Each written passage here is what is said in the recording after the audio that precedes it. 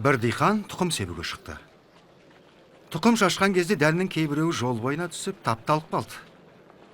Оны құстар шоқып жеп қойды. Біраз дән тастаққа түсті де, сәл тамыр жайған соң әрі қарай өсуге ылғал жетпей мүлдем қурап қалды. Кейбір дән тікеннің арасына түсіп, көктей бастаған кезде қалың тікен өсірмей тастады.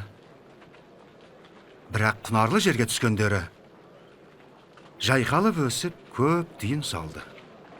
Әр сабақтан 100 дән шықты. Ұстаз, неліктен халыққа астарлап қана тәлім бересіз? Құдай өз патшалығы жайлы сырларды білуге сендерге мүмкіндік берген. Басқаларға олар тек астарлап айтылады. Сондықтан олар қарап тұрса да көрмейді, естіп тұрса да ұқпайды.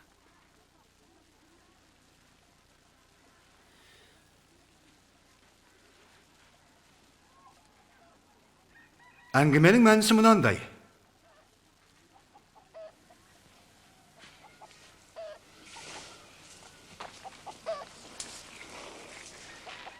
Дән дегеніміз Құдай сөзі. Жол бойына түскені Құдай сөзін естігендер. Ал олар сенімі ұялап, күнәдан арылмасын деп, шайтан жүректерінен Құдай сөзін алып кетеді. Ал тастағы жерге түскен дән дегеніміз Құдай сөзін естіп қабыл алғандар. Бірақ тамырлары жоқ. Сенімдері ұзаққа бармайды. Бастарына іс түсіп сыналар сәтте тайқып шыға келеді. Қалың тікен арасына түскен дән дегеніміз олар Құдай сөзін естігенмен, күнделікті тіршіліктің қарекеті оны мүлдем тұншықтырып тастайды.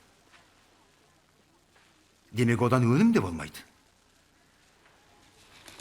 Ал құнарлы жерге түскен дән, ол Құдай сөзін естіп ізгі таза көңілдеріне сақтағандар. Олар шыдамдылықпен өнім береді.